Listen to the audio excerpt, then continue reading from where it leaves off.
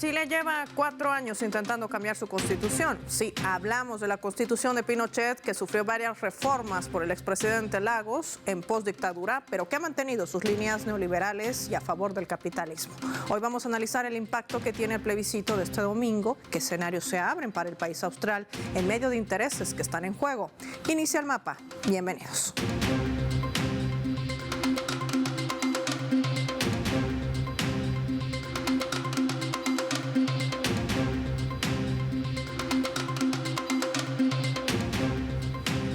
Les proponemos desplegar nuestro mapa y revisar algunos datos graficados para poder entender el impacto de este plebiscito del domingo, donde votarán los chilenos y las chilenas. Chile promueve una nueva Carta Magna. Identificamos al país austral al sur de América para poder entender el impacto de este proyecto. Una nación que bordea la parte occidental de Sudamérica, con más de 6.000 kilómetros de costa en el Océano Pacífico. Tiene importantes recursos mundiales como el cobre, litio y yodo. Como productos agrícolas también, dentro de ellos se destacan la uva, ciruelas y manzanas. En la historia chilena han existido 10 textos constitucionales, desde 1811 hasta 1980. También un proyecto de constitución federal del año 1826 y una propuesta de constitución el año 2022. Ambas propuestas sin llegar a materializarse, siendo la última rechazada mediante un plebiscito. La constitución que rige actualmente al país, basada en 1980 de la época de Pinochet y que además sufrió algunas reformas por el entonces presidente Lagos. Eso es importante también resaltarlo para poder entender en qué momento se encuentra el país en torno a la constitución que maneja y que rige su actual sistema político y económico. Vamos a desplegar nuestro mapa para sumar otros datos. Ven graficado aquí que aquel domingo 17 de diciembre el pueblo chileno nuevamente acudirá a las urnas para decidir si cambiará o no su constitución. Una acción política que fue elaborada y aprobada por el Consejo Constitucional elegido el 7 de mayo de este año, a partir de un anteproyecto elaborado por la comisión experta nombrada por la Cámara de Diputados y el Senado. El pleno del Consejo Constitucional está compuesto así como lo ven graficado. 50 consejeros, la derecha es la mayoría. Vemos cómo ha quedado conformado estos consejos: 23 del Partido Republicano de Chile, 16 de Unidad por Chile, 11 de Chile Seguro y 1 por los pueblos indígenas. Esto es el número de escaños que componen este Consejo Constitucional que encara nuevamente este plebiscito el domingo. Recordemos además que el Pleno del Consejo Constitucional aprobó en octubre la propuesta de esta nueva Constitución con una votación final de 33 votos a favor entre republicanos y Chile Vamos y 17 en contra. Hablamos de Unidad por Chile. Todo este es el panorama que hace a esta nación austral que nuevamente acudirá a las urnas este domingo. De esto y más vamos a conversar con nuestro invitado que nos acompaña hoy en el mapa. Se conecta desde Chile, él es politólogo. Juan Carlos Gómez Leitón está en directo con nosotros.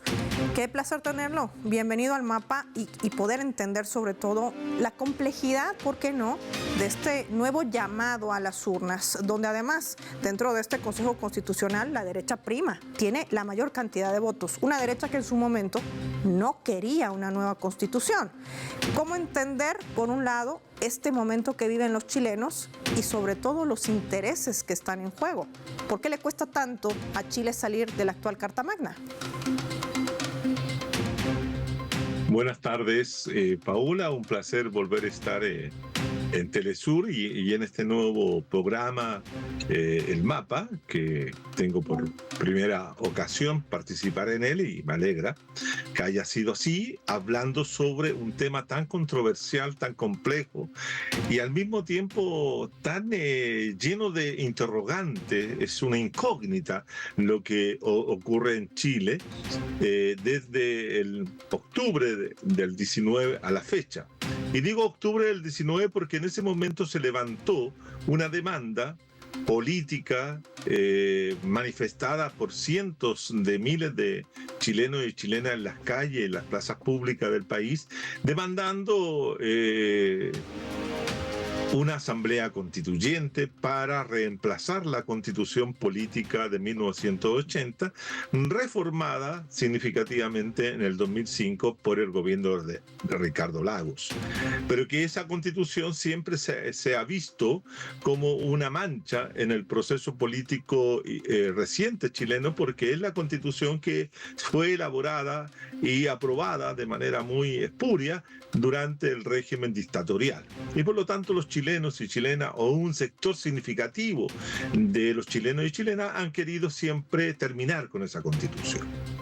Y eso fue lo que se demandó en octubre. Entre otras cosas, también se demandaba el fin del neoliberalismo y también la renuncia del presidente Piñera, cosa que no ocurrió, ninguna de las dos cosas, pero sí se abrió por parte del poder constituido un proceso constitucional a través de un órgano que era la convención, electa democráticamente o popularmente por todos los ciudadanos convencionalistas, para redactar una nueva constitución.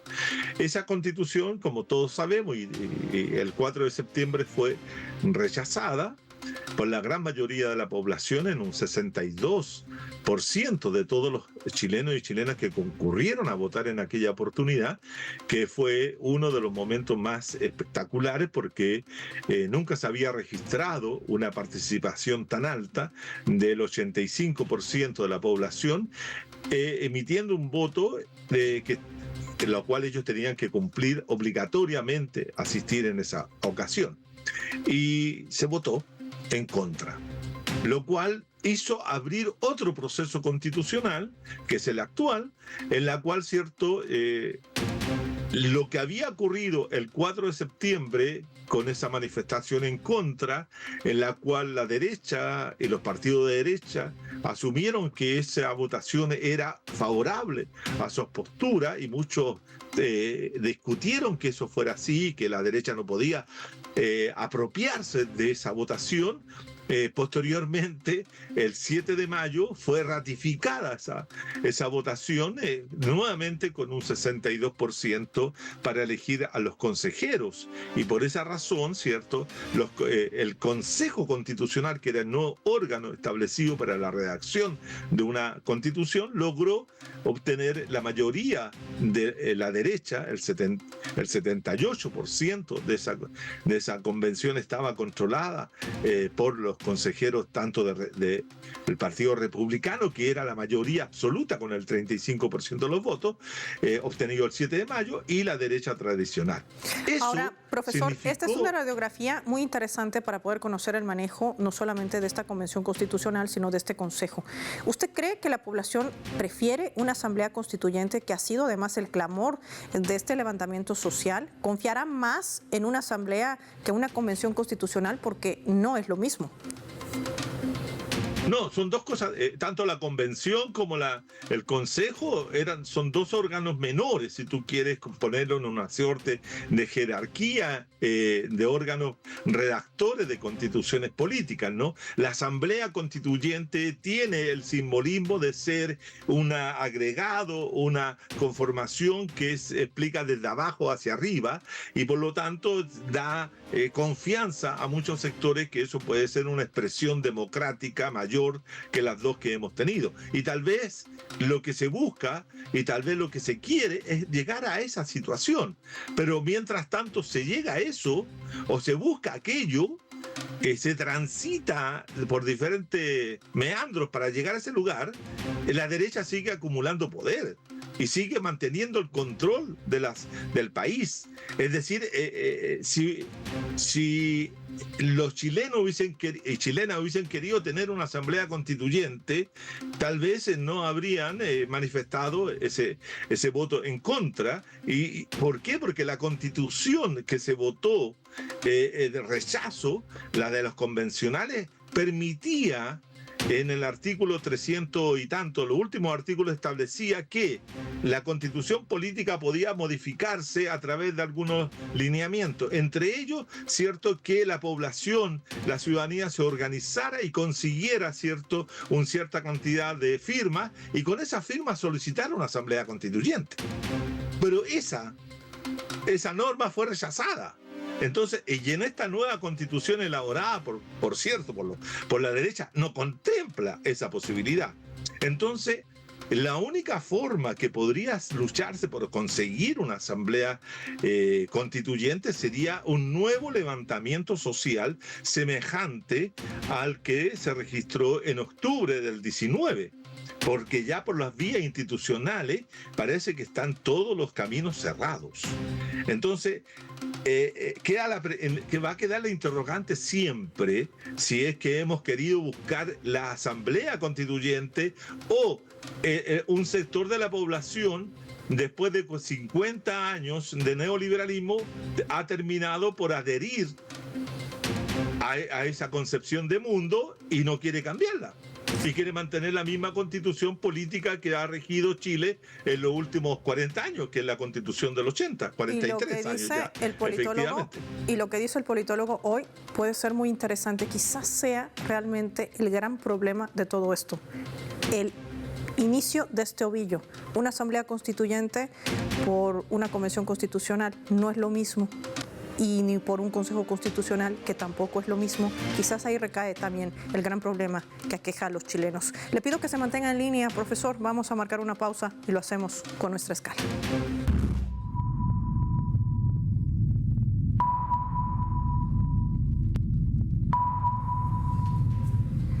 Esta vez a través del portal web Perfil está titulando: Encuesta en Chile tras el rechazo al plebiscito del 2022. ¿Podría aprobarse el cambio de constitución?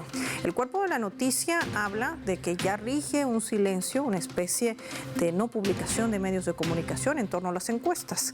Pero hablan de que los ciudadanos votarán este domingo, 17 de diciembre, en el marco de este plebiscito del texto constitucional por segunda ocasión, luego del estallido social de octubre del año 2019, tras un referéndum que por el 80% de los votos apoyó un cambio de la actual constitución, la de Pinochet y la que fue reformada también por el expresidente Lagos, en plena dictadura y postdictadura. El anterior proyecto fue rechazado por el 61% de los chilenos en el plebiscito del 4 de septiembre del 2022. Según un informe publicado por esta encuestadora, Atlas Intel, apenas un 7.6% no sabe si va a participar o no de este proceso, mientras que un 44% se inclinaría por la negativa y un 48.4% votaría por la aprobación de la modificación del actual texto constitucional, en medio de intereses, por supuesto, de la élite chilena. Ya volvemos.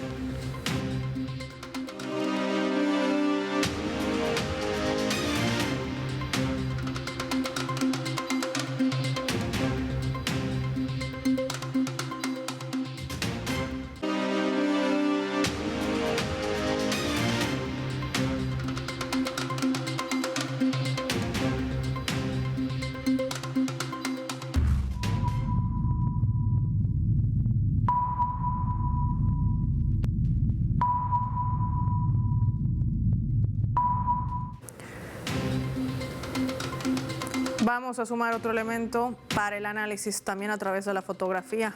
Vemos a través de estas imágenes algunas portadas de medios de comunicación en Chile, donde los temas principales no han sido el plebiscito de este domingo. Hubo poca socialización de propuestas por un lado, tampoco se hizo énfasis en los debates, menos en los cierres de campaña. La pregunta es, ¿por qué? Juan Carlos, cuando vemos las portadas de los medios chilenos, si bien deben cumplir el silencio o la veda de no publicar lo que sacan las encuestadoras, se habla mucho de, por un lado, el papel que han jugado o el rol de los medios de comunicación y por otro lado también una especie de apatía de la ciudadanía. ¿Por qué se genera este fenómeno en esta segunda consulta de plebiscito? Mira, yo tengo la impresión de que hay dos cosas que concurren al explicar esa falta de interés por parte de los ciudadanos. En primer lugar, creo que los ciudadanos el 4 de septiembre y días posteriores ellos ya daban como cerrado el tema constitucional con el rechazo del primer proyecto constitucional. Y por lo tanto ellos querían volver, comillas, subrayado, a la tranquilidad que le ofrecía la Constitución Política de 1980-2005. Y por lo tanto no mostraron mayor interés en esta segunda etapa, fundamentalmente porque esta segunda etapa también se concentró y fue entregada por el Ejecutivo fundamentalmente a los partidos políticos del orden neoliberal y especialmente a los partidos políticos que tenían representación parlamentaria, dejando afuera cualquier tipo de participación de organizaciones sociales, comunitarias, territoriales e independientes de partidos que en esta segunda etapa constitucional no tuvieron mayor participación y por lo tanto mucha gente se alejó de este proceso entregado a los partidos políticos que gozan de muy mala reputación en Chile. Pero igualmente los partidos tienen el poder para hacer y determinar las cosas que ocurren en la sociedad chilena y produjeron este segundo texto constitucional que va a ser plebiscitado el 17, pero con una muy baja apatía e indiferencia de la población, lo cual podría llevarnos a plantear que puede haber un alza en la abstención electoral como también en el voto nulo o en el voto blanco. Eso podría ser un acto de rebeldía o de simplemente de no mostrar interés en este proceso. Y el otro tema tiene que ver con lo siguiente, que todas las encuestadoras, hasta el silencio que se impuso hace 1 o 2 semanas atrás, ¿cierto? Decían que ganaba el voto en contra, es decir, ganaba la postura que han asumido los partidos políticos relativamente vinculados al gobierno, como otros sectores, como la izquierda no institucional, etcétera, pero también sectores de la derecha descontentos con el nuevo proyecto. Hay una división, hay una salida de un grupo de sectores de la derecha republicana encabezados por el senador Rojo Edwards, ¿cierto?, que reclaman o que dicen que el Partido Republicano se concentró solamente en las cuestiones constitucionales y no el de resolver los problemas más urgentes de la sociedad chilena. Con lo cual, ¿cierto?, hace de que el arco del voto en contra vaya desde la extrema derecha hasta la extrema izquierda, por decirlo de alguna forma. Todos están en contra. Y en función de eso, los medios de comunicación también, y sabiendo que tal vez va a perder el proyecto republicano, guardan silencio. Ahora la pregunta es ¿por cuánto va a perder el proyecto? Todo puede ser que sea muy estrecho. Algunos dicen que puede ser 60-40, otros dicen que puede ser 57-43.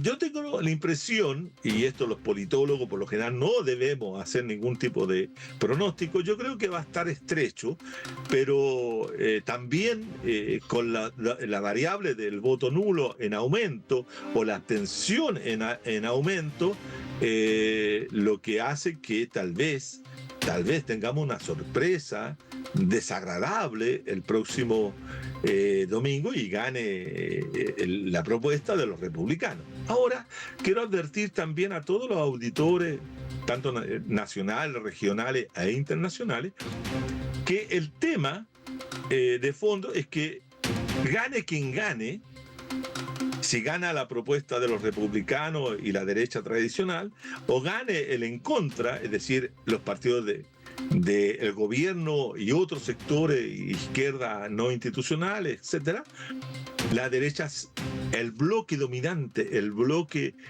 capitalista dominante, tanto nacional como internacional, ganan. Es decir, porque esto no cambia nada. El hecho de que gane el en contra se mantiene la constitución política de 1980-2005 por buen rato más hasta que vuelva a haber otra situación constitucional, porque todos los actores están dispuestos a no abrir un nuevo proceso constitucional. Y esto encierra también el futuro que le pueda esperar a Chile de aquí en más, no solamente por lo que se juega el país este domingo. Juan Carlos, para continuar con el análisis, te propongo revisar nuestra leyenda.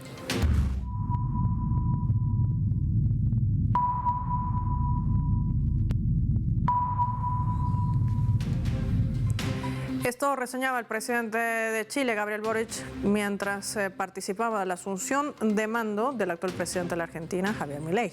La hermandad de nuestros pueblos no está en duda, dijo, nosotros pasamos, pero nuestros pueblos quedan. Declaraciones del presidente de Chile desde la Argentina. Juan Carlos, ¿qué interpretamos con las declaraciones del presidente chileno, sobre todo cómo está midiendo sus relaciones internacionales, no solamente con la Argentina, con Brasil, con China, pero también le quedan 2 años de gestión de gobierno? ¿Cómo serán? Sí. Mira, yo tengo la impresión de que sí. Todo esto puede tener un cambio, puede modificarse, puede alterarse si la situación política chilena continúa de la misma forma como ha venido desarrollándose en el último tiempo o se ve alterada por alguna irrupción social, política de los sectores populares, del pueblo, de la ciudadanía descontenta. Pero Boric y su política exterior es muy clara. Ellos están con los países, con los gobiernos que asumen una postura también neoliberal.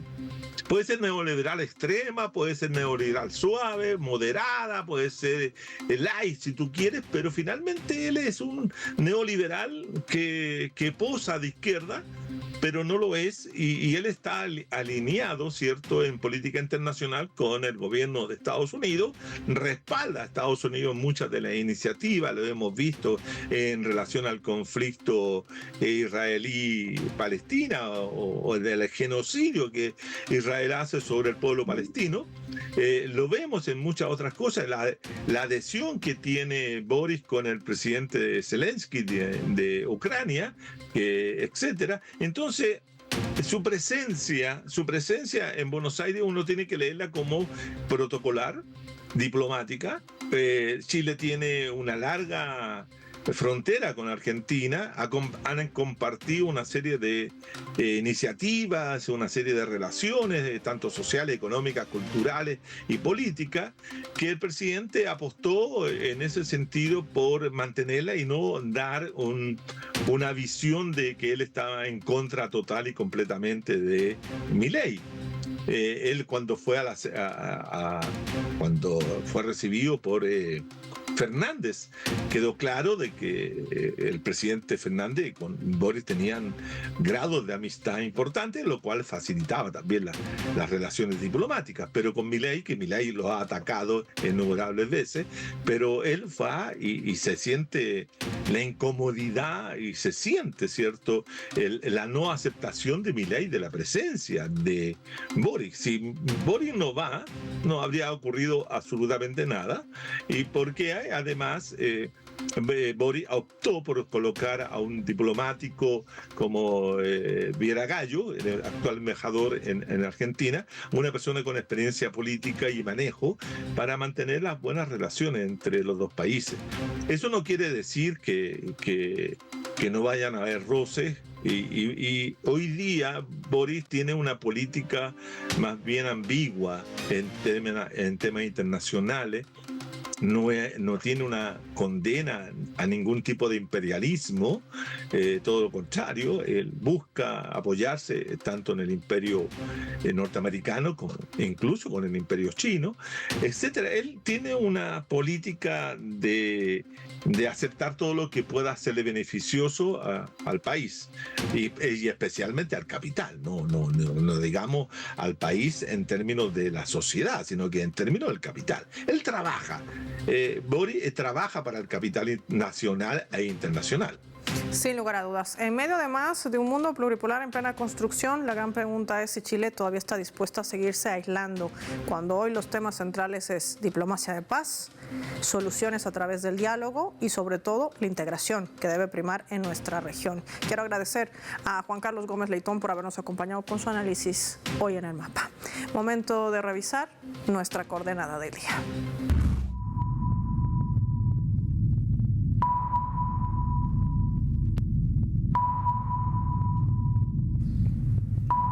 Hay otros hechos geopolíticos que se vienen desarrollando y que también tienen impacto en el mundo. Gabriel Cabrera, desde el Perú, nos va a comentar sobre la aprobación por parte del tribunal. En realidad es una sentencia que emite el Tribunal Constitucional en el Perú, otorgándole o validándole ese indulto que entregaba Kuczynski el año 2017 a favor del entonces expresidente Alberto Fujimori. ¿Qué implica esto? ¿Qué marca como precedente para la justicia interna y sobre todo en medio de la rubricación de convenciones internacionales? Veamos. Bueno, para entender por qué es que el dictador el reo Fujimori ha sido liberado por el Tribunal Constitucional, habría que entender primero la coyuntura que estamos viviendo en el Perú. En el Perú hace ya un año se vive un gobierno de facto, un gobierno que ha llegado ilegalmente al poder, ¿no?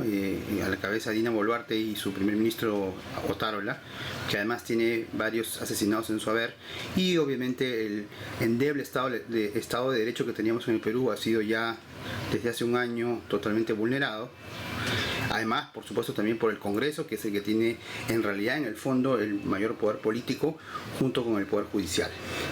En ese contexto, ¿no es cierto?, como la ultraderecha, los sectores más recalcitrantes de la derecha tienen el dominio del político, el verdadero, una de las demandas del fujimorismo era, desde hace muchos años, y uno de los chantajes políticos que también usan es la liberación del ex dictador Fujimori, que justamente estaba pugnando cárcel por crímenes de lesa humanidad, crímenes que no admiten indulto y que no prescriben, ¿no?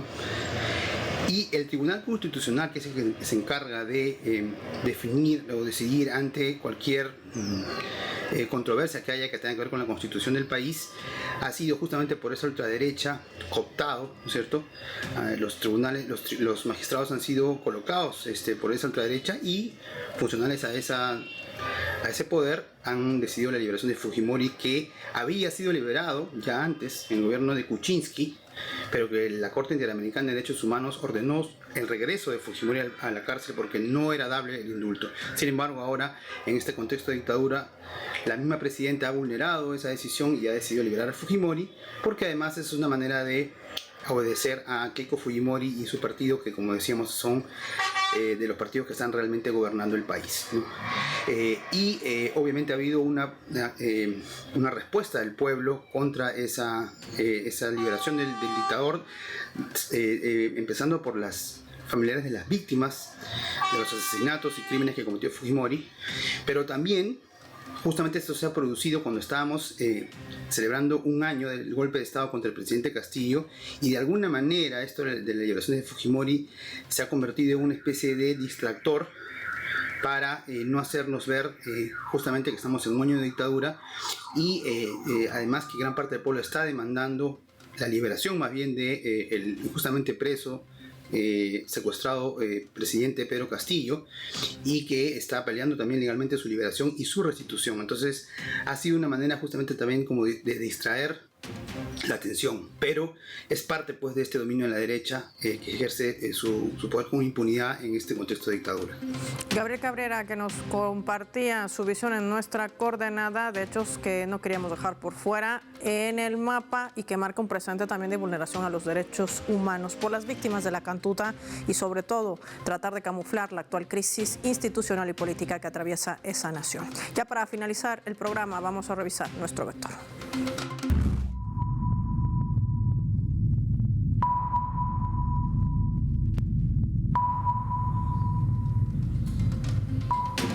Y nuestro radar en el mapa hoy nos refleja el vector, que son los puntos más relevantes sobre esta temática. Hay una tendencia de los medios de poner en segundo plano el plebiscito.